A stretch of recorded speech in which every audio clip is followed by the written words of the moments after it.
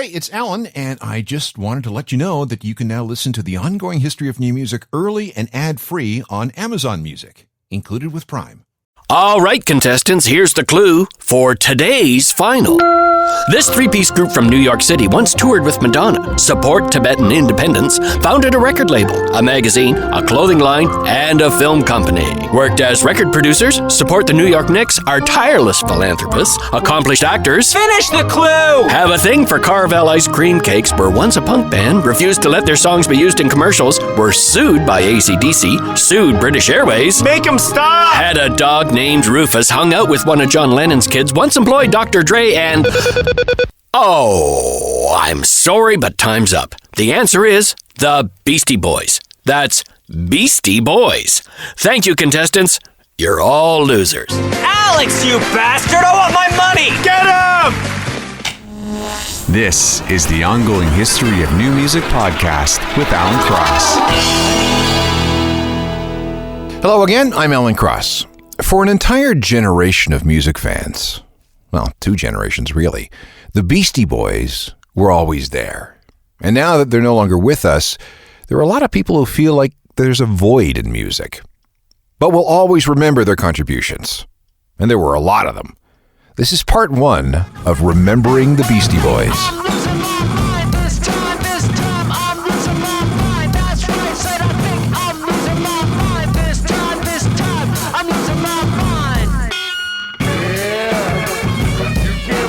The Beastie Boys and So What You Want from their 3rd album, their comeback album, and I'll explain what I mean by that later, called Check Your Head.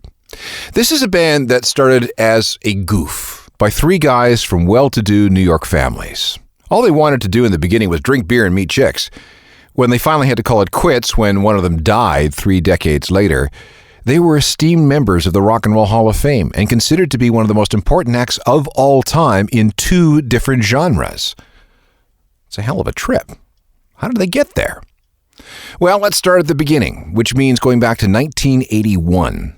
That's when a spiky-haired kid, a teenage drummer named Michael Diamond, the son of a successful art dealer from the Upper West Side, formed a group called the Young Aborigines.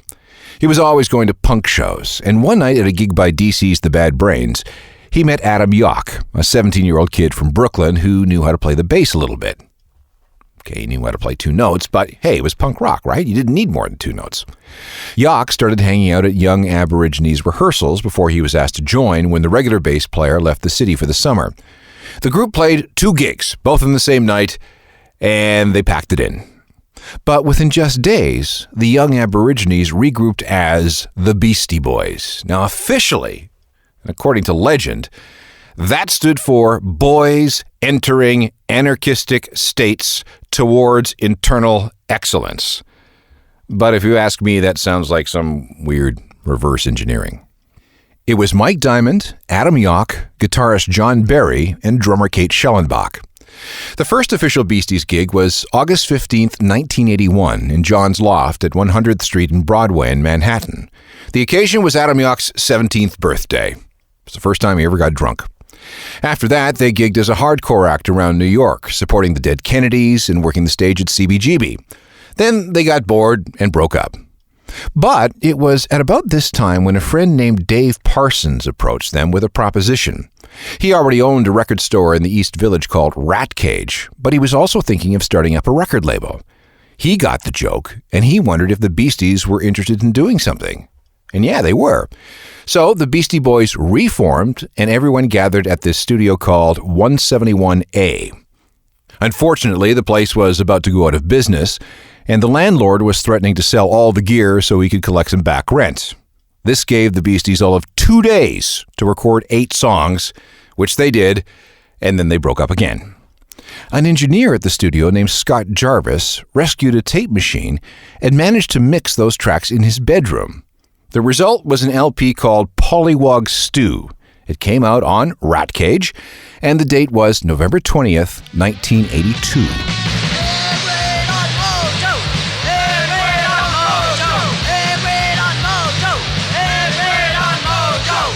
The Beastie Boys from late 1982 without Adam Horowitz, but with guitarist John Barry and also drummer Kate Schellenbach. The song is called A-Grade on Mojo, and is one of their earliest recordings. And it's also one of the few songs from their hardcore era that survived throughout the rest of the band's career. All right, November 13th, 1982, exactly a week before Pollywog Stew came out, the Beastie Boys played a show in the drama department of Bard College. Also playing that night was a group called The Young and the Useless, which featured a singer named Adam Horowitz, the son of a famous playwright. And the Beasties liked him a lot. When John Barry quit near the end of 1982, apparently there was a bit of a meth problem, Adam Horowitz was drafted in to take his place. This is when the Beasties began to explore the possibilities of fusing punk with rap and breakdancing, which was getting big in New York at the time. And in March 1983, they decided to get one of these new ideas down on tape. The concept was really simple. First of all, they made a prank phone call to a local Carvel ice cream store. Carvel sold an ice cream cake called a Cookie Puss. The guys then took that tape of the phone call, added some bits from a Steve Martin comedy album called A Wild and Crazy Guy, and put the whole thing to some beats. The result was something totally different from anything that was happening on the New York hardcore scene. Hello, Carvel. Yo, man, Cookie Puss there? Who? Cookie Puss. I want to speak to Cookie Puss, man. No, nobody here by that name. Cookie The Beastie Boys with Cookie Puss, another release on the Rat Cage label, this time from August of 1983. It was the title track of a 4-song EP that got some good college radio airplay, and it was a release that made them some serious money in a weird, backdoor sort of way. British Airways allegedly used a sample from that song in one of their commercials without permission. British film director Jeremy Healy explains how he came to use a track called Beastie Revolution in that TV spot. I did another commercial for British Airways, which was a worldwide commercial, and it was a big money thing. I put this bit of this Beastie Boys record in it. It was a white label I had. Didn't have any information. I didn't know who they were or what they were or anything. It was before Licence to Ill, so the year before, whatever, 84 maybe. And I just thought it was brilliant. It was before they were successful or anything. I just sampled a bit of it. It was like, yum, yum, you know, it was like a comedy vocal thing. Space guy goes onto the moon. He goes to this, basically like the Star Wars bar. Right, when that bit comes on, I dropped in this piece of this dum dum dum dum dum dum dum, you know. So the Beastie Boys heard it in New York in the cinema and sued British Airways. It was the first money they ever made out of the music. When I went to New York the year after that, they were like, hello, thank you, you know. The Beastie Boys won a judgment for $40,000, which they then used to rent an apartment and rehearsal space at 99 Christie Street. But the sampling thing cut both ways. I'll explain that in a minute. But first we need to talk about 2 lineup changes. First of all, this guy from NYU that came aboard as a DJ, he called himself DJ RR. His real name was Rick Rubin. Rick helped introduce a little more hip-hop into the Boys' sound. He also suggested that the guys start dressing more like street rappers, so he went out and bought them matching Adidas track outfits, got them to turn the baseball caps around, and added some chunky gold chains. He also kind of forced Kate Schellenbach out of the band. It didn't take long for her to get fed up with Rick. She considered him to be childish and really, really sexist, and very soon she wanted out. Here's where we finally get down to something that looks like the modern-day Beastie Boys. 3 guys down front with a DJ in the back. Rap and hip-hop became more and more important to the Beasties' sound. And at the time, it was pretty weird. I mean, 3 white MCs? But 2 people recognized the possibilities. The first was Russell Simmons, a would-be musical entrepreneur. The second was, believe it or not, Madonna, who, through a mix-up with Simmons, ended up with the Beastie Boys as her opener for her 1984 Like a Virgin tour. She wanted Run DMC, but they were too expensive. The Beasties were much cheaper, so they got the gig. By November 1984, the Beasties had signed to Def Jam, a new record label co-founded by Rick Rubin and Russell Simmons. The label's second single was a Beasties track called Rock Hard, but it was soon withdrawn because it contained some illegal AC/DC samples from the song Back in Black. They had neglected to ask permission, and even if they had, they wouldn't have got it because AC/DC was categorically against any kind of sampling. So the single had to be withdrawn. It was a big collectible for years.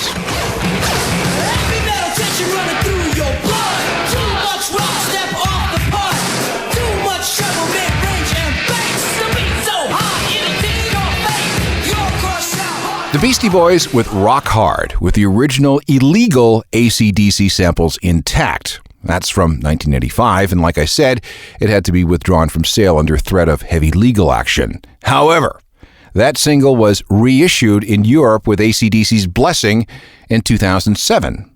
By that time, the Beasties were huge and could talk one-on-one with AC/DC as peers. They'd softened and said, "Aw, mates, do what you want. We don't care anymore." So they did. The next single did much better. It showed up on the soundtrack of a terrible film called Crush Groove. She's on it!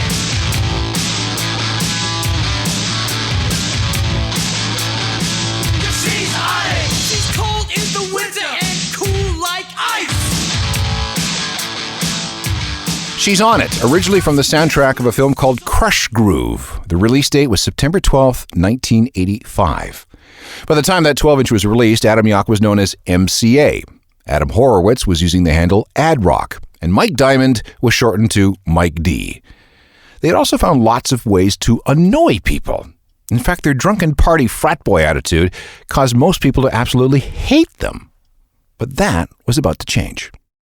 It's almost impossible to overstate the importance of the Beastie Boys from late 1986 through all of 1987. Let me set this up. Rap and hip-hop started filtering out of New York in the late 1970s and early 1980s. And outside of those areas, those neighborhoods, it had a hard time gaining acceptance. Rap crap was a phrase that was thrown around a lot. There was a huge divide. Urban areas versus the suburbs. People of color versus white. Rockers versus rappers. As hard as it is to believe today, a sizable majority of the music market, the industry, and fans looked at rap as a fad, something that would quickly die out.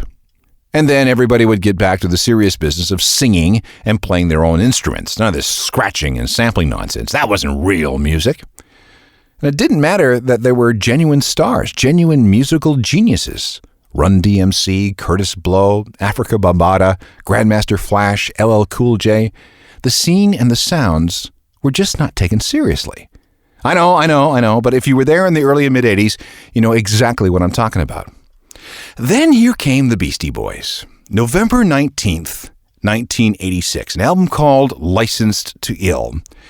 Musically, it was one of the first successful fusions of rap, hip-hop, and rock. Not only did rap fans like it, but the record was a huge hit with the alternative crowd, and a huge hit with a significant portion of the mainstream rock crowd. I mean, Kerry King of Slayer played guitar on it. Slayer! He took time out from recording the band's Rain and Blood album to play on it. Socially and culturally, it bridged this huge gap between black and white music fans. Before the Beastie Boys, these two groups of fans were miles apart. And yeah, it is kind of suspect that it took a bunch of white rappers to bring them together, but at least it got the job done. Commercially, it became one of the fastest-selling debut albums in history. In fact, Licensed to Ill was the first rap record to ever hit number 1 on the American album charts. It's still one of the top-selling back catalog items of all time, selling hundreds of thousands of copies every year. All of these things opened some very big doors between the world of rock and the world of rap. But consider this. Licensed to Ill was not the Beastie Boys' first choice for a title. Can you imagine? There's an alternate universe thing going on here. Can you imagine how different things would be if the Beasties had got their way? They wanted to call this record Don't Be a Faggot. Ugh. Oh, Mom, you're just jealous. It's the Beastie Boys. You gotta fight for your right to party. Okay, yeah, that was regarded as something of a frat boy novelty song, especially after the video came out. But it was also something more. A song that rocked with big guitars and heavy drums, but also featured rapping instead of singing. Adam Yauch and his buddy Tom wrote the song in response to rock songs like I Wanna Rock by Twisted Sister and Bang Your Head from Quiet Riot. This was supposed to be a parody of those types of songs, but that was lost on 95% of the people who heard it. But let's face it, the video, with cameos from LL Cool J, Rick Rubin, and MTV's Tabitha Soren, was too much fun for anybody to really take the song or the Beasties seriously. And think about this the next time you see it. There was almost no budget for the shoot. All the whipped cream used in the pies, it was scrounged from dumpsters behind supermarkets. All of it was sour and rancid and smelled awful. Of the 13 tracks on License to Ill, 7 of them were released as singles. This was the 4th, and it introduced millions of non-rappers and those not into house music to the sounds of the legendary Roland TR-808 drum machine. Brass monkey, that funky monkey. Brass monkey junkie, that funky monkey. Brass. While the Beasties found millions of new fans with License to Ill, they also made millions of new enemies. A group of politicians in Britain wanted them banned from the UK. They thought it was dreadfully disgusting that they invited female members of the audience up on stage to dance in cages, and they certainly didn't like the giant motorized inflatable penis that popped up during the show. The British tabloids really had it out for them. One went so far as to carry a false story about the band laughing and taunting a group of dying children, kids with terminal leukemia. That never happened. The paper made up the whole sick story, but by the time some of those kids came to the band's defense and tried to set the record straight, the damage had been done. At another show in Liverpool, this was May 10th, 1987, a bunch of thugs who thought that they were going to teach the Beasties a lesson started throwing cans and bottles at the band. The Beasties responded by returning the missiles using baseball bats. Unfortunately, one girl got hit in the eye, and Ad Rock was arrested for assault. The whole show lasted 10 minutes before it devolved into a riot. Remember how I said that Kerry King of Slayer played on License to Ill? Well, here he is. And if you're an AC/DC fan, note how similar the riff structure is to their song TNT. That is not an accident. And if you're a Motorhead fan, any similarity between the title of this song and Motorhead's No Sleep Till Hammersmith is purely intentional. No sleep till Brooklyn. No sleep till Brooklyn. The Beastie Boys and No Sleep Till Brooklyn. License to Ill was a massive success. It was the fastest-selling record Columbia Records, the major that distributed it for Def Jam, had seen to that point, and it went on to sell somewhere north of 10 million copies in the U.S. alone. And for years and years and years, it was a top-selling catalog item. 10, 15 years later, it was still moving at least 500,000 copies a year. It was one of those rare evergreen sellers. But the License to Ill tour was very rough on the Beastie Boys. By the time they got home, they wanted to kill each other, so it was decided that everyone would go off and cool down for a while. Adam went off to Hollywood to act in a couple of films and then relax with his then-girlfriend Molly Ringwald, while the other two guys worked on various musical projects. Then the relationship with Def Jam blew up. They wanted a new album right away, but the Beasties said, no, forget it, we're burned out, we need to recharge. So Def Jam started holding back royalties, money that should have rightfully gone to the band. That fight dragged on for months before the Beastie Boys broke free and signed with Capitol Records. They gave the group total freedom when it came to making another album, which was awesome. But Capitol was expecting another License to Ill. What they got was something unexpected and something very ahead of its time. And that was a problem. I still remember the day the second Beastie Boys album came into the radio station. Everyone was hoping, expecting a record that was just as much fun and just as goofy and wild as License to Ill. And I still remember putting it on the turntable and going, what's this? It was July 25th, 1989.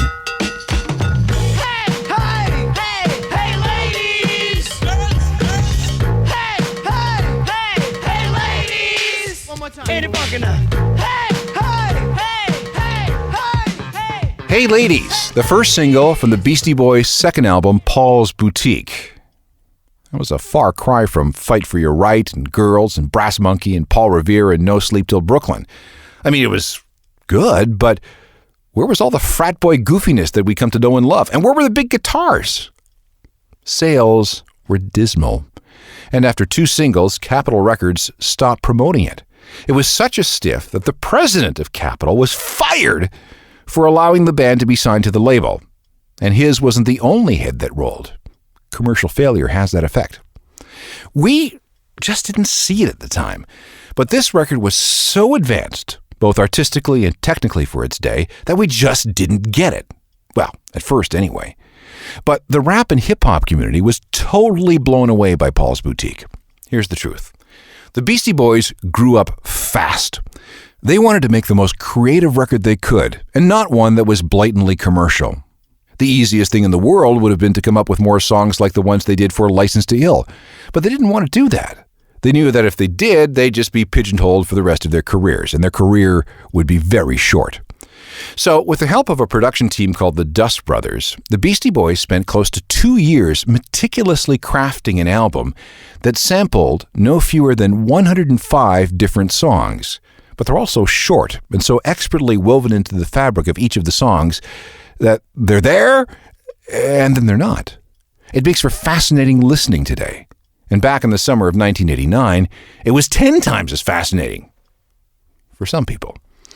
Let's go back to Hey Ladies for a second. 16 different songs are rated for this track. For example, the most obvious is this line from the Sweets' Ballroom Blitz. She thinks she's the passionate one. And the title of the song itself is from Curtis Blow's Party Time. And if you listen closely, you can hear snippets from James Brown, the Commodores, Kool and the Gang, and Edwin Starr. The complexity of this mix of samples and original music was staggering for its day. Having learned from their experiences with British Airways and AC/DC, the Beastie Boys knew that they had to clear all the samples that they used, and they did. They paid for the right to use those snippets at a total cost of about $250,000. That, believe it or not, is rather reasonable when compared to what it would cost to do something similar today. Paul's Boutique came out in the time before a bunch of big lawsuits involving sampling pushed the cost of clearing samples way, way up. There's almost no way anyone could stitch together a similar album in today's environment. The samples would cost in the millions of dollars, which is why we're unlikely to ever see an album like this ever again. There was a second single from Paul's Boutique. There were 8 samples contained therein, including material from James Brown, Sly and the Family Stone, Sugar Hill Gang, and even some drums from a song by a southern rock band called Black Oak, Arkansas.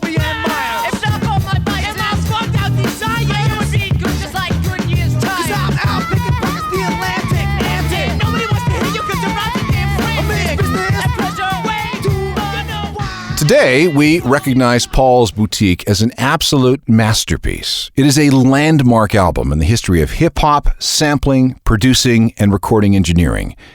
But back in 1989, it was a commercial disaster. So what were the Beastie Boys to do?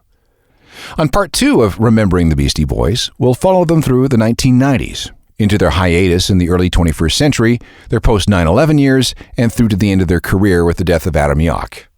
It'll be quite a ride. Meanwhile, I have a website, a journalofmusicalthings.com, which is updated every single day. It also comes with a daily newsletter that you can subscribe to for free, and I highly recommend that you do that if you want to keep up with the newest and coolest and weirdest music news. Trust me when I say that there isn't another newsletter like it. Technical productions by Rob Johnston. We'll talk to you next time. I'm Alan Cross. You've been listening to the Ongoing History of New Music podcast with Alan Cross. Subscribe to the podcast through iTunes, Google Play, Stitcher, Spotify, and everywhere you find your favorite podcasts.